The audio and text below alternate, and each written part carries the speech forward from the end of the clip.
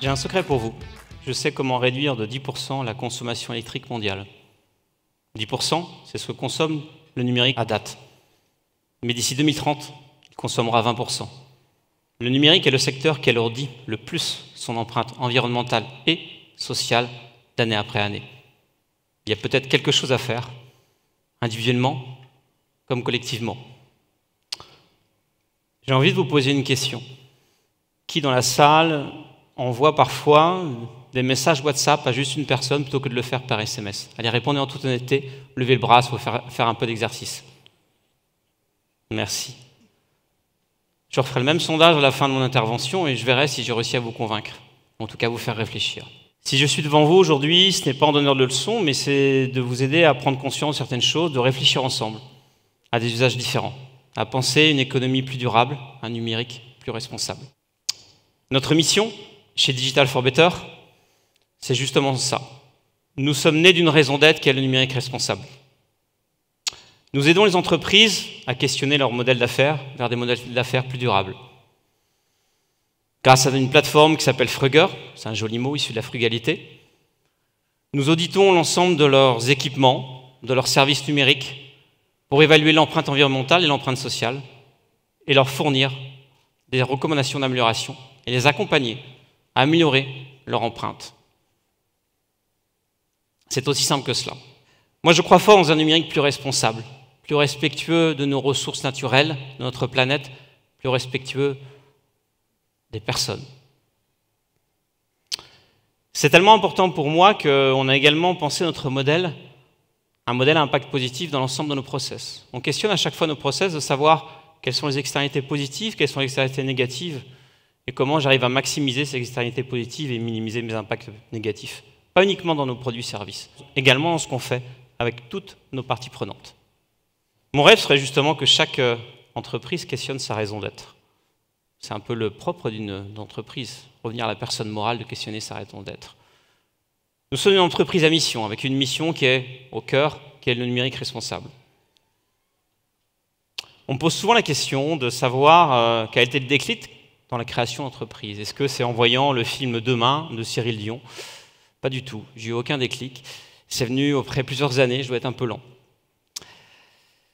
Moi, je suis issu d'une génération qui, très clairement, n'a pas été élevée avec mes parents à l'environnement. On ne triait pas nos déchets à l'époque. On était plutôt dans une consommation à outrance, mais presque fier de le faire. Quand on choisissait une nouvelle voiture, c'était plutôt pour la marque, le modèle, la couleur, mais certainement pas pour sa consommation, sa performance environnementale. J'aimerais qu'on fasse de même lorsqu'on achète un PC, un smartphone ou une plateforme numérique, qu'on réfléchisse à cela. Tiens, je vous posais la question d'ailleurs du SMS et de WhatsApp en introduction. Je vais donner un chiffre. Quand vous envoyez un message à WhatsApp, ça pollue 100 fois plus qu'un message par SMS. C'est tout bête de changer nos usages. Mais la multiplication des couches, faire plus de lourdeur, doit nous questionner. Moi, je vis dans une culture qui est un peu le techno-solutionnisme. On m'a appris à finalement trouver une solution toujours par la technique. Je n'ai rien contre l'innovation, je suis même plutôt pour l'innovation. Mais l'innovation ne veut pas dire progrès. On doit questionner cette innovation. Questionner les externalités positives comme négatives de cette innovation. C'est certainement parce que j'aime ma qualité de vie à Rennes, je suis breton, que j'ai commencé à réfléchir à ces sujets-là. J'avais envie d'apporter ma petite pierre au bien commun, peut-être envie de transmettre quelque chose de différent à mes deux fils, Théo et Victor. On fait tous plein de choses, pas forcément très bien, mais ce qui est intéressant, c'est de se questionner, de se dire comment je peux faire mieux demain. Je dis je, mais c'est avant tout un travail d'équipe, une coopération. Nous sommes une entreprise libérée qui s'appuie sur l'intelligence collective. On a un mot-clé chez nous qui est le partage des savoir-faire, bien évidemment, mais également le partage des bénéfices. 50% de nos bénéfices sont réinvestis dans l'entreprise. C'est une obligation de l'économie sociale et solidaire dans laquelle on s'inscrit. Les 50% restants, ce sont les salariés qui décident. Soit ils se le reversent à eux, soit ils les versent à des actions à utilité sociale. On utilise une partie de nos moyens pour justement rendre le numérique plus accessible avec des associations sur le terrain, pour rendre plus accessible à un ensemble de pays fragiles. Une autre de nos valeurs, c'est d'avoir un recrutement inclusif. On ne regarde pas le diplôme, pas l'âge, pas l'origine. On regarde juste le savoir-faire, le savoir-être. Et aujourd'hui, chez Digital for Better, c'est 55 talents de 20 à 63 ans, aussi d'origines très diverses. Ce n'est pas une faiblesse, c'est au contraire notre plus grosse force. Quand je suis venu présenter mon projet à Pauline Le Boissetier d'Initiative Rennes, ce qui m'a le plus apporté, ce n'est pas tellement le prêt qui a été abondé par la partie Initiative Remarquable, qui nous a aidé d'ailleurs à recruter nos premiers ingénieurs pour investir dans notre R&D. Non, elle avait un peu les étoiles dans les yeux et elle m'a partagé son engouement face au projet. Ça, c'est énorme. Quand vous lancez, vous êtes empli de doutes. Vous pitchez à plein de gens qui ne sont pas tout à fait sûrs de votre projet. Et cette émotion positive qu'elle m'a donnée, c'est ce qu'elle m'a le plus apporté. À la gouvernance, nous sommes 4 ingénieurs. Nous sommes mindés un peu à un problème, une solution. Alors quand on parle d'impact, on a réfléchi d'entrée de jeu à se dire, OK, quels sont les indicateurs qui vont permettre de mesurer notre impact et comment on doit les mesurer. Et s'obliger à les mesurer dès la création de l'entreprise. On sait très bien qu'on fait plein de choses qu'on pourrait faire mieux. Mais au moins, on en prend conscience. Chaque année, on produit notre rapport d'impact. Ce même rapport d'impact, on demande à l'ensemble de nos parties prenantes, nos clients, nos salariés, nos partenaires, nos sous-traitants, de venir témoigner, de dire tout ce qu'on a bien fait, mais surtout tout ce qu'on n'a pas bien fait, ce qu'on aurait voulu faire et qu'on aurait dû faire.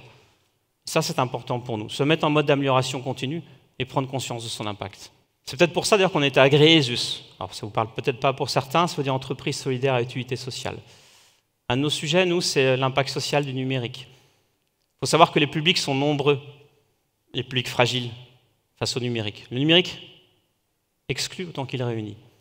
Vous avez 1,5 million de déficients visuels en France. Normalement, l'ensemble des services numériques sont censés être accessibles, c'est la loi. Mais 90% des entreprises ne la respectent pas. Vous avez 4% de dyslexiques. Il y a énormément de formes de dyslexie qui posent un problème face au numérique. Vous avez également 4% de daltoniens. C'est tout bête de ne pas distinguer les couleurs. Mais réfléchissez au nombre de processus numériques sur lesquels c'est marqué, par exemple, saisissez les champs en rouge qui sont obligatoires. Et puis vous avez 17% de personnes qui sont en illectronisme. C'est-à-dire des personnes à qui il manque une compétence clé ou plusieurs sur le numérique. C'est un sujet avec lequel j'ai eu beaucoup de chance grâce à ma femme Emma, qui travaille à la mission locale de Rennes, qui est très investie auprès des jeunes. C'est un sujet qui me tient énormément à cœur, parce que l'électronisme ne touche pas que les personnes âgées, mais j'ai envie de dire la population la plus fragile sont les jeunes éloignés de l'emploi, qui savent parfaitement chatter sur les réseaux sociaux, mais ne savent pas utiliser un service en ligne, ils n'osent pas demander. Quand vous sommez l'ensemble de ces publics fragiles, ça fait 1/3 de la population française. 1/3. Ça fait réfléchir.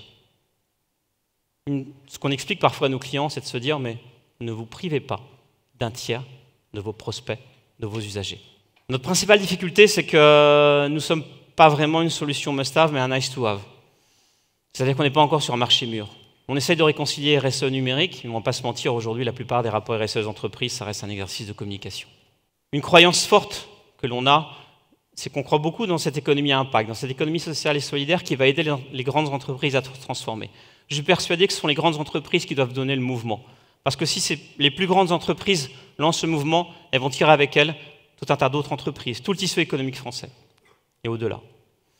Et pour ça, il faut que les entreprises à impact passent à l'échelle. On essaie d'accompagner des grands groupes dans cette transformation. On accompagne L'Oréal, par exemple, qu'on a réussi à aider à améliorer de 20% leur empreinte environnementale sur le numérique, ou encore l'ADEME, l'Agence française de l'environnement. Et c'est en continuant, nous, à passer à l'échelle, en les challengeant, en les faisant réfléchir sur leur modèle et sur un numérique différent, qu'on peut y arriver. Alors si personne ne s'engage à notre côté, qu'est-ce qui peut se passer? Le métavers, c'est magnifique, une empreinte environnementale absolument catastrophique, mais pire que tout, l'empreinte sociale. Je vous invite d'ailleurs à lire un excellent livre de Nathan Devers qui s'appelle Les liens artificiels. C'est un roman, il est très simple à lire. Ah, tiens, je prends un exemple. Le soldat augmenté. On va changer complètement de domaine. C'est un sujet très réaliste. Énormément de pays font de la recherche sur le sujet. Le soldat augmenté, c'est quoi? C'est-à-dire qu'on réfléchit à comment je fais un soldat auquel on démultiplie ses moyens.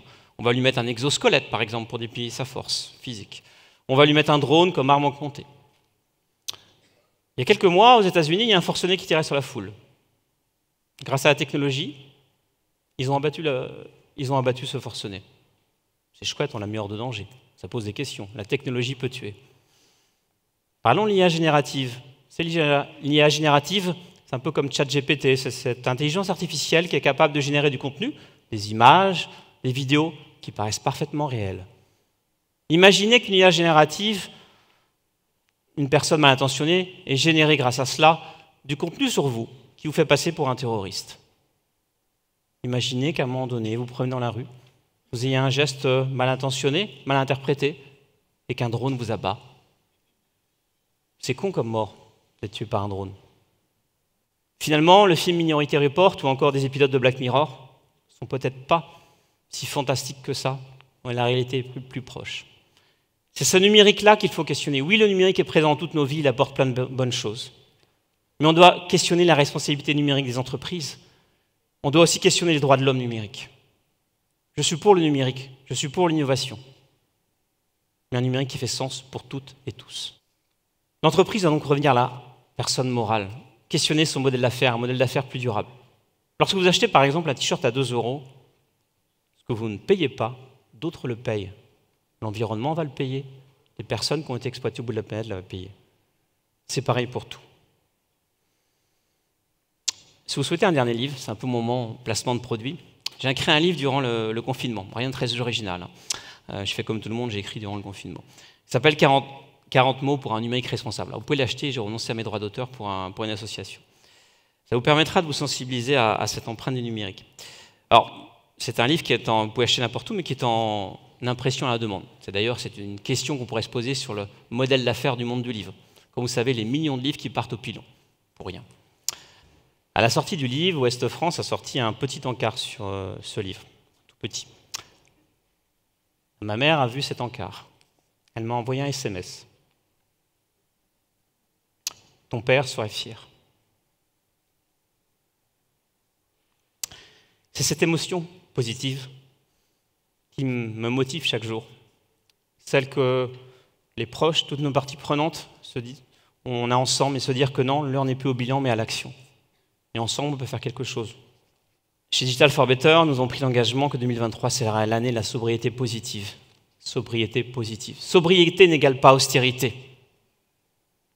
Oui, acheter un smartphone, un vieux smartphone recyclé, c'est vintage et c'est tendance. Avoir le dernier iPhone, il n'y a rien de plus ringard. J'ai envie de vous poser la question, là, maintenant, est-ce que finalement, suite à mon intervention, vous êtes prêts à changer vos habitudes sur le numérique, à acheter peut-être penser plus recyclé, avec plus de frugalité dans vos usages? Allez lever la main ceux qui sont prêts à changer vos habitudes. J'ai réussi une intervention à impact positif. Je vous remercie.